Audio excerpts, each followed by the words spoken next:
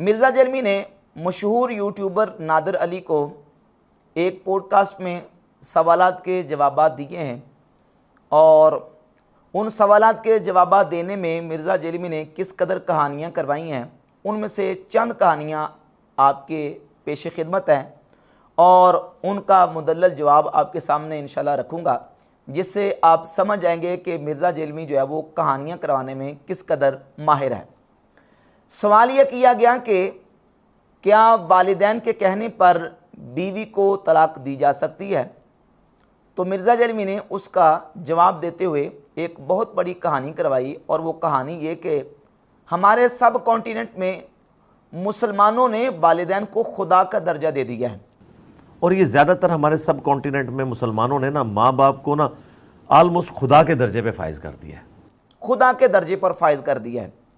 और फिर इसी सवाल के जवाब में ये भी कहा कि वालिदैन के कहने पर बीवी को तलाक देना जुल्म है और वालिदैन के कहने पर बीवी को तलाक देना ये मासियत है और मासियत में वालिदैन की फर्माबरदारी नहीं हो सकती, क्योंकि ला ताअत लि मखलूकिन फ़ी मासियतिल खालिक, खालिक की नाफरमानी में मखलूक की इताअत नहीं हो सकती।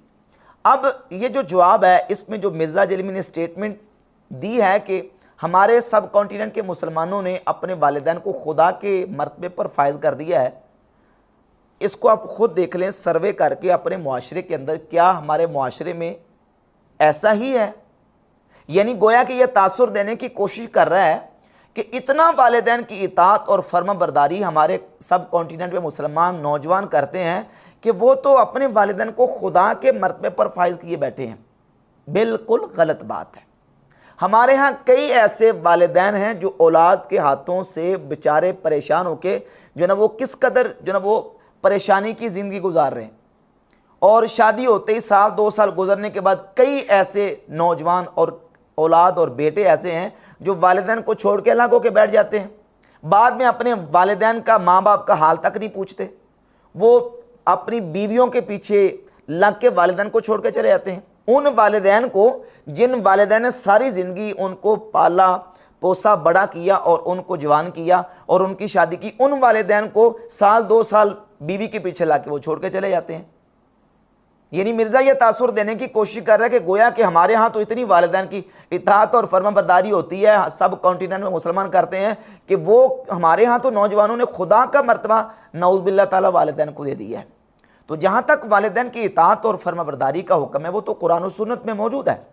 कुरान और सुन्नत की तालीमात का खुलासा ये है कि हर मुबाह काम में भी वालिदैन की इताअत और फर्माबरदारी औलाद पर वाजिब है। अल्लाह रब्बुल इज़्ज़त फरमाता है वक़ज़ा रब्बुका अल्ला ताबुदू इल्ला इय्याहु व बिल वालिदैनि इहसाना, और तेरे रब ने हुक्म दिया कि उसी की इबादत की जाए और वालिदैन के साथ हुस्न सलूक करने का अल्लाह रब्बुल इज़्ज़त ने हुक्म दिया है। व बिल वालिदैनि इहसाना, और वालिदैन के साथ हुस्न सलूक करने का हुक्म दिया। ववस्सैनल इंसान बिवालिदैहि हुस्ना, और हमने इंसान को वालिदैन के साथ हुस्न सलूक करने का हुक्म दिया। और अहादीस में मौजूद है कि नबी पाक सल्लल्लाहु अलैहि वसल्लम फरमाते हैं वालिदैन की रज़ा रब की रज़ा है और वालिदैन की नाराज़गी ये रब की नाराज़गी है। तो वालिदैन की इताअत और फर्माबरदारी हर मुबाह काम में वाजिब है, और बिलखुसूस उस वक्त जब वालिदैन दीनदार भी हों, दयानतदार हों और वो दीन की समझ रखने वाले हों।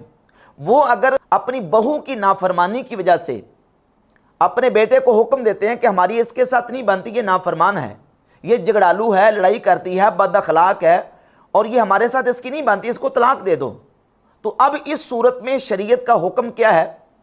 इस सिलसिले में सही हदीस सुनन अबी दाऊद में 5138 नंबर और सुनन इब्न माजा में 2088 नंबर हदीस है। सैयदना अब्दुल्लाह इब्न उमर रदियल्लाहु ताला अन्हुमा फरमाते हैं कि मेरी बीवी थी और वो मुझे बड़ी पसंद थी, मुझे महबूब थी, लेकिन मेरे वालिद उमर फ़ारूक रदियल्लाहु ताला अन्हु को मेरी बीवी नापसंद थी। उन्होंने मुझे हुक्म दिया कि अपनी बीवी को तलाक दे दो। तो मैं नबी पाक अलैहिस्सलातु वस्सलाम की बारगाह अक़दस में हाज़िर हुआ और अर्ज़ की या रसूलल्लाह मेरे वालिद कहते हैं कि मैं अपनी बीवी को तलाक दे दूँ। तो नबी पाक अलैहिस्सलातु वस्सलाम ने हुक्म दिया कि अपनी बीवी को तलाक दे दो। इस सही हदीस से भी मालूम हुआ कि वालिदैन की इताअत जो है वो किस कदर ज़रूरी है।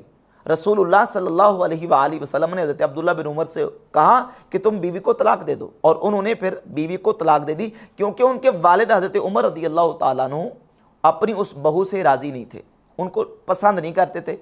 और इसके अलावा मुस्नद अहमद इब्न हंबल में एक हदीस है, अगरचे वो सनद के अतबार से कमज़ोर है, लेकिन फिर भी उसके साथ ये सही हदीस उसकी तईद कर रही है कि सैयदना मुआज़ इब्न जबल रज़ियल्लाहु ताला अन्हु फरमाते हैं कि नबी पाक सल्लल्लाहु अलैहि वसल्लम ने मुझे 10 कलिमात का हुक्म दिया, वसीयत फरमाई, और उसमें यह कि वला तउक्कन्ना वालिदैका व इन अमराका अन तखरुजा मिन अहलिका व मालिका।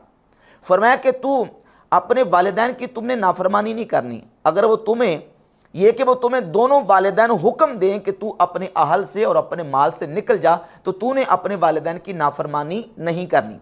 अब इस हदीस का शारही ने शरह करते हुए मतलब ये बयान किया है कि अगर वालिदैन तुझे ये भी कहें कि तू अपनी बीवी को तलाक दे दे और अपने माल को छोड़ दे, तो तब भी तूने अपने वालिदैन की इताअत और हुक्म मानना है, वालिदैन की नाफरमानी नहीं करनी। कितनी अहादीस इस पर मौजूद हैं कि वालिदैन की इताअत का और उनकी फर्माबरदारी का हुक्म दिया गया है। एक तो इसने ये कहा कि बीवी को तलाक देना जुल्म है, जबकि ये हरगिज़ बात इसकी इस मकाम पे बिल्कुल गलत है।